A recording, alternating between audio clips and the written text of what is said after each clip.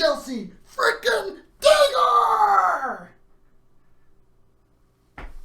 It's 12:30. How am I gonna get to sleep? Wow. You have to get up, do what they do. But that was insane. Let's not get ahead of ourselves. Come on! I make go records, baby. I'm liking this. Hello and welcome back to another episode of Hawks Recap, late night edition. Blackhawks just finishing up playing Game 3 of their qualifying round series against the Edmonton Oilers. And they find a way to get it done. For a while there, it seemed like it just wasn't going to go their way. 9:30 p.m. start time. Third game of the day in that arena. Ice is choppy. Puck bouncing all over the place. Posts getting hit every which way. Hawks down a goal late in this one.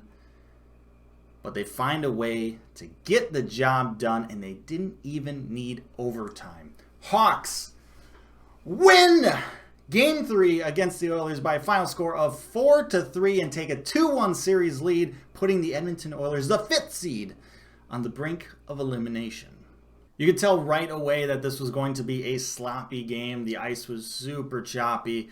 There was moments early on in the game, I think it was shorthanded for the Hawks, where Saad had the puck on the boards, tried to pass it to Doc, who would have been all alone, one-on-one in the slot with the goaltender. Puck flat when Saad passed it, got about halfway to Doc and just hopped 2 feet in the air and then just sprawled everywhere. Doc had no chance. The ice just, you knew the bounces were going to happen all game, and most likely it wasn't going to go into your favor. This is the third game of the day in this rink, 9:30 p.m. start time. And not only that, but it's the third game of the day for how many days in a row now that this qualifying round has been played. The ice is just going to get worse and worse and worse every single day. They're doing the best they can, but there's just so much you can do to keep the ice in the best condition possible. We're getting to that stage where the ice is just, you're just going to have to expect the ice to be choppy. But that's something you just can't control, and it can be super frustrating at times.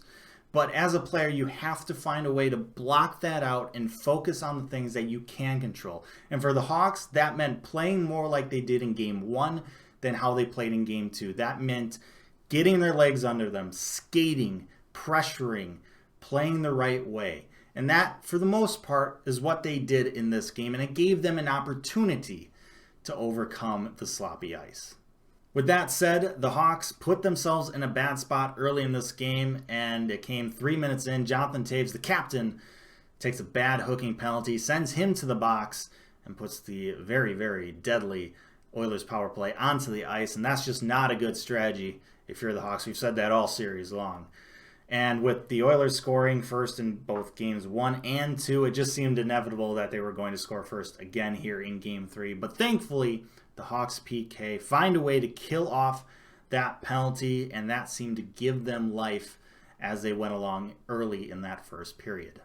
Then about 9 minutes into the game, the Hawks battling in the offensive zone, trying to win some board battles. They win some, they get the puck, Patrick Kane with it, dishes it out high to Olimata, who winds up and takes a shot. Kirby Dach with the screen in front, and the puck somehow finds its way through the traffic and into the back of the net. And for the first time in the series, the Hawks score first and take the 1-0 lead. Unfortunately, the lead wouldn't last long. Not even 30 seconds later, Blackhawks win a defensive zone draw and then turn it over from there. The puck finds itself to Draisaitl's stick after a cross-crease pass, and Draisaitl, he's got an open net, he puts it in, and this game is tied.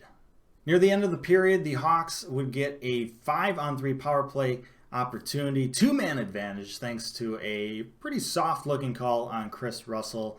He got called for holding. Look, it's situations like these where I kind of hold back a little bit from criticizing the ref, because even though from what I saw, it looked like a very innocent play, it didn't look like a penalty at all, the viewpoint that I saw, and that I think most people saw, was from behind the play, which was the opposite side from where the ref was.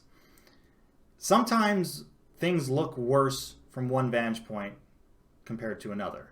So if it looked a lot worse to the ref is just going to call what he sees. So if it looks bad, he's going to call it. So in this case, I know it benefited the Hawks in this situation. But since I haven't seen that perspective, I'm not going to just flat out say that was a just atrocious call. It may have been a bad call, but I don't really have all the information. And so to me, I'm going to hold back on criticism until I can possibly see that viewpoint. Nonetheless, it's just one of those situations that you just have to kind of deal with. And us as Blackhawks fans, we know quite well from throughout this season that 5-on-3 opportunities don't really give the Hawks that much of an advantage. Their power play is one of the worst in the league, and 5-on-3 really doesn't help them at all. Thankfully, in this game, they found a way, just barely, with just puck luck, to get the puck into the back of net to convert on this 5-on-3 power play. The puck just bouncing off of Taves' skate and just trickles over the line. And the Hawks would take a 2-1 lead going into the second period.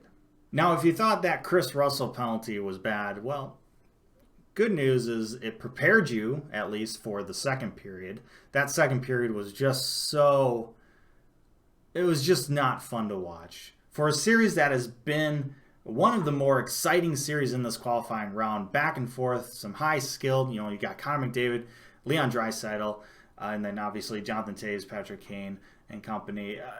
That second period was just so sluggish. It was penalty after penalty after penalty, just no flow at all to the game.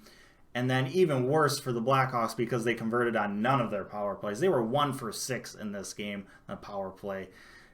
And then not only that, but they were just turning the puck over quite a bit. 4 minutes in, they turn the puck over in their own zone, just whiff on a pass. Leon Draisaitl picks it up. He's like, thank you very much, and just takes it in, and it leads to a goal for him.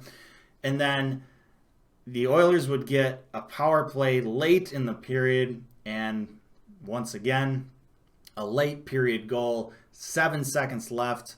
Connor McDavid scores, and this just bad period starts with the Hawks leading by 1 and ends with them losing by 1. Go into the third period with the Oilers up 3-2. Thankfully, the refs got the memo during the second intermission. They put their whistles away. There were no penalties in the third period. It was a free-flowing game. They let the players play, and it ended up leading to a pretty exciting ending. We're getting late into the game now. Just under 6 minutes left to play. Hawks still down 3-2. Hawks with the puck in the neutral zone. They dump the puck in and they go and chase. The Oilers swing the puck around the boards but doesn't get out. Olimata keeps the puck in. He gets it over to Slater Koekkoek, who puts the puck on net. And Matthew Highmore redeems himself after turning the puck over earlier in the game that led to an Oilers goal. He redirects this puck in, ties this game up. And the excitement that the Hawks are back in this game quickly fades away when I realize this was a 9:30 p.m. start time and we are now looking very possibly at overtime. But wait, a Hawks ghost from playoff past comes to save us. Less than 2 minutes left to go in the game. Blackhawks with the puck in the offensive zone. Puck gets to Connor Murphy from the same spot that Slater Koekkoek was from. He puts the puck on net. And Jonathan Toews, they say he got a stick on it. It looked like it was Ethan Bear. But they're giving it to Toews. And the puck redirects in to the back of the net. And the Hawks, who were down a goal just a couple minutes prior, are now up a goal and looking to close this game off. Serious flashbacks to 2013, Game 6 against the Boston Bruins, Stanley Cup Final, 17 seconds.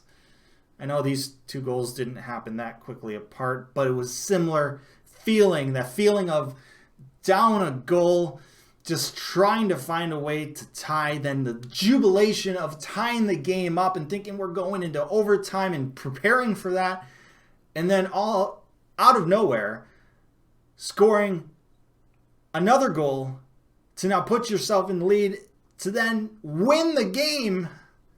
Just feelings. Just feelings.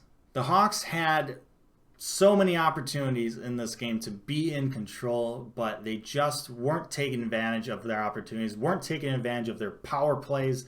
They hit 5 posts in this game. It just looked like it was going to be one of those games that weren't going to go their way, and they were going to find themselves on the brink of elimination come Game 4. But somehow, some way, they found a way to overcome that and win at the end, get the job done. The type of thing that we saw so often from the Dynasty Hawks. You know, when our core players, you know, Jonathan Toews, Patrick Kane, Duncan Keith, when they were in their prime, right? These situations where they would just find a way to come back, they happened all the time. We haven't seen that in so long.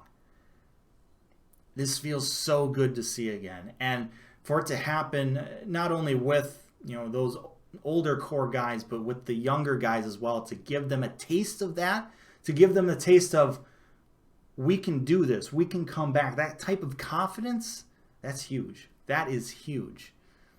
Win or lose this series, this was a big game. This was a big victory for the Hawks, for the players on this team. They're now up 2-1, heading into Game 4. They're going to have another opportunity, another chance to give themselves even more experience of closing out a team. Let's be certain here. This series is far from done. We should know from all the other years that we've watched Blackhawks playoff hockey. The clinching game, the elimination game, that is the hardest game to win. The Oilers have their backs against the wall. They're going to come out firing. McDavid is going to be on a mission. Draisaitl is going to be on a mission. The Hawks need to do better than what they did in Game 2. They have to match the Oilers' intensity in Game 4. Thankfully, Game 4 is not going to be at 9:30. So if it does go into overtime or multiple overtimes, that'll be just fine.